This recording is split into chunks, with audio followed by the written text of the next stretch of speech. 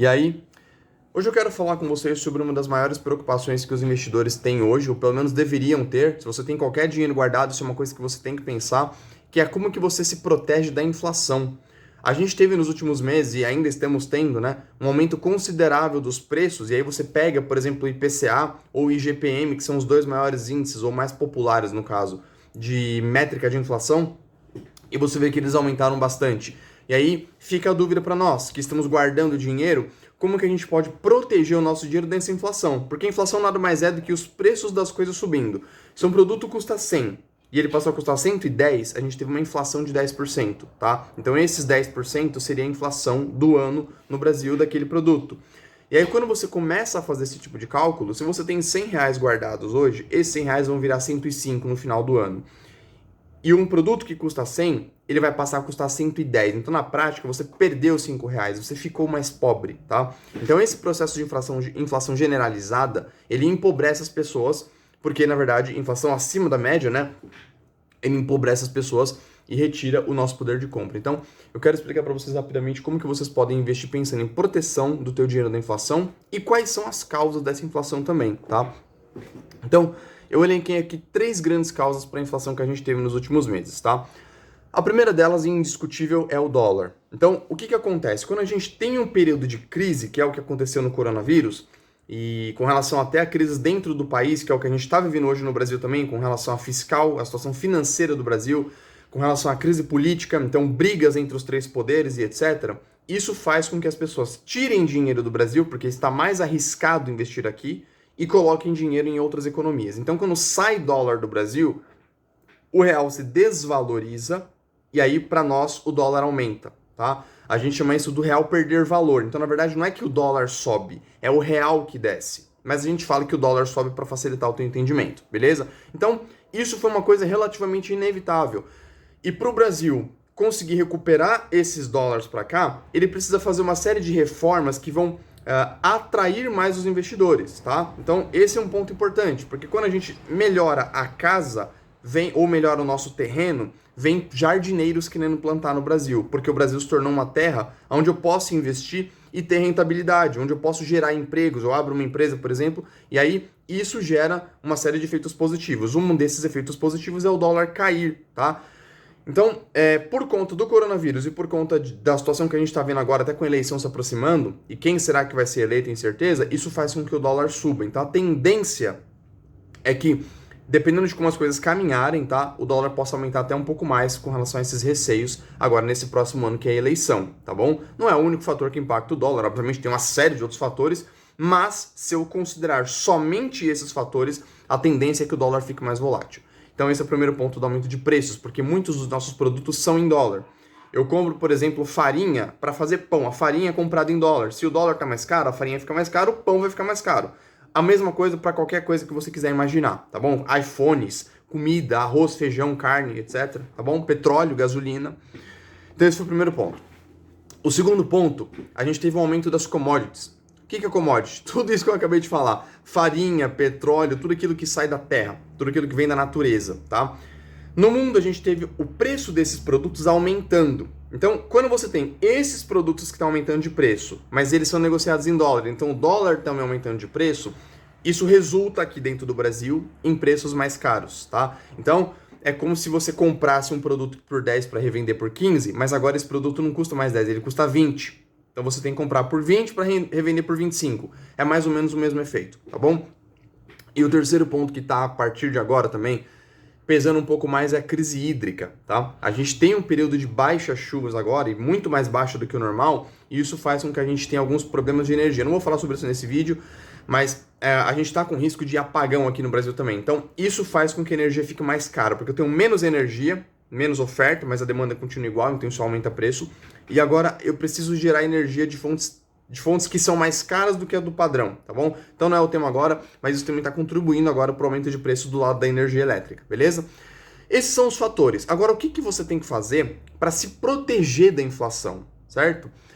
Cara, você tem 3 opções, que são boas opções para você se proteger de inflação. A primeira delas é se você for investidor de renda fixa, ok? Ou na verdade, se você tiver parte da tua carteira em renda fixa. Então, dentro da renda fixa, você tem a opção de investir em investimentos que atrelam a tua rentabilidade à inflação.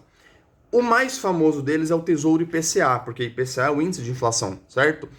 Então, o Tesouro IPCA, o que ele vai fazer? Ele vai pegar o teu dinheiro, vai render exatamente o que for a inflação do IPCA no Brasil e mais alguma coisa. Então, na prática, isso te protege da inflação, porque não importa se a inflação for 1 ou 100 ou 1 ou 10% aqui no Brasil, tá? Você vai ganhar essa rentabilidade da inflação e mais alguma coisa. Então, essa é uma ótima opção. E além disso, você tem outros títulos de renda fixa que também remuneram com base em inflação. Eu tenho alguns CDBs que prendem também em relação à inflação. Eu tenho debêntures, tá? Eu tenho algumas outras opções. E aí você só precisa ficar de olho na comparação dos prazos. Eu tenho investimentos de IPCA, Tesouro Direto, por exemplo, que vai lá até 2050. 2050 é um prazo, 2030 é outro prazo, cara. Você não pode comparar uma coisa com a outra, são prazos bem diferentes. Então, se você estiver olhando um Tesouro IPCA que vai render pelos próximos 6 anos, por exemplo, 2026, 2027 ali, você tem que comparar um outro investimento que prende pelo mesmo prazo, tá? Agora, se tiver um outro investimento que prende por mais, já muda a rentabilidade, você tem que fazer outra comparação. Então, esse é a primeira opção que você tem para proteger o teu dinheiro. Investindo em títulos de renda fixa, tá? Investimentos de renda fixa, que você vai achar em qualquer corretora de valores e às vezes até dentro dos bancos que você tem conta, beleza? A segunda opção, e a terceira também, mas a segunda opção já é dentro de renda variável, que seria ações de empresas que protegem o teu dinheiro da inflação. Quais são essas empresas? Geralmente são empresas que repassam o preço da inflação nos produtos. Isso não acontece no curto prazo, tá? As empresas seguram esse aumento até o momento que não dá mais. Então elas demoram para passar esse aumento de preços. Por isso que hoje a gente está vendo inflação e não na época do ano passado, quando o coronavírus pegou um pouco mais pesado, tá? E também porque os efeitos estão chegando hoje. Então, empresas que protegem você da inflação são empresas geralmente de energia elétrica, são empresas de varejo, de consumo, empresas de supermercado, por exemplo. Então, se elas têm um aumento de preço para comprar o produto, o mercado, por exemplo, ele vai aumentar o preço. Você, quando for no mercado, vai estar mais caro. Então, são empresas que tendem a te proteger da inflação no médio para longo prazo. Você não tem que fazer essa comparação no curto, tá? E tem que ficar de olho. Porque não basta só a empresa ser desses setores. Ela precisa ser capaz de continuar mantendo a rentabilidade que ela tem ao longo dos anos. Não é só comprar uma ação de energia do supermercado. É preciso avaliar quais as condições daquela empresa. E aí você tem que saber fazer análise financeira, tá? De gerar retorno para o acionista. Porque se a empresa for ruim, ela pode repassar o preço que ela quiser. Ela vai continuar mal das pernas. Porque aqui eu tô falando de receita, né? Repassar preço, gente, eu tô falando de análise de receita, é a cabeça da DRE.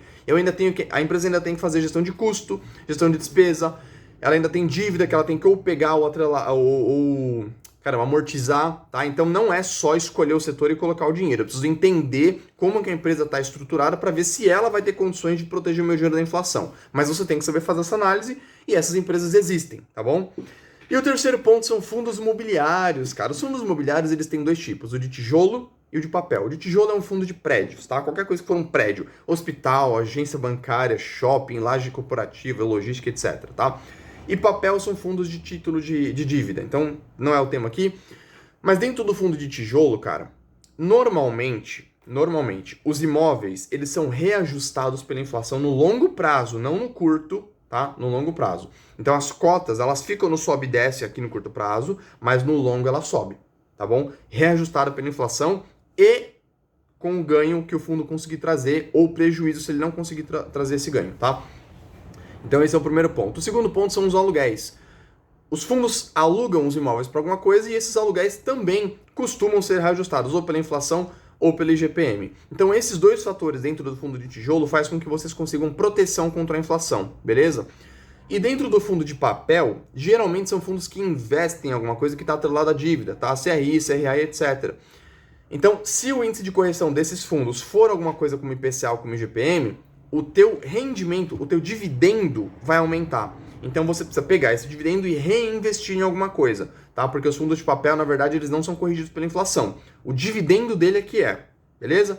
Então, cara, espero ter ajudado aqui. Eu tentei dar uma visão geral aqui do que você pode fazer para se proteger, tá? E quais são as causas da inflação também, porque isso é importante você entender para você meio que tentar fazer uma análise de para onde o mercado pode ir uma vez que a gente tiver dados suficientes para isso, tá? Eu fiz questão de ressaltar, e vou ressaltar também sobre os fundos de tijolo, não é qualquer fundo de tijolo que tem essa capacidade, beleza? A gente tem, por exemplo, acho que o KNRI, ele conseguiu multiplicar por 3 vezes o teu dinheiro nos últimos anos, tá? O KNRI é um dos melhores fundos da Bolsa, não é uma recomendação, mas é um fato, tá? Então, fundos imobiliários que são bons, protegem teu dinheiro da inflação. Empresas dos setores estratégicos que são boas, protegem teu dinheiro da inflação também, tá? Fundos ruins, empresas ruins vão destruir o teu dinheiro, especialmente nos períodos de inflação, certo? Mas por conta da volatilidade do curto prazo, você que é um investidor muito iniciante pode não saber analisar. Você acha que queda é oportunidade quando não é, e você acha que alta é um bom sinal quando na verdade é uma euforia do mercado. E aí você tá colocando teu dinheiro em alguma coisa que vai em algum momento dar ruim para você, beleza? Então, aprende a analisar, cara, mas aqui estão alguns roteirinhos para você começar a pensar, beleza? Se isso aqui te ajudou, cara, dá o like nesse vídeo, se você quiser aqui, se inscreve aqui no canal e bora ficar rico.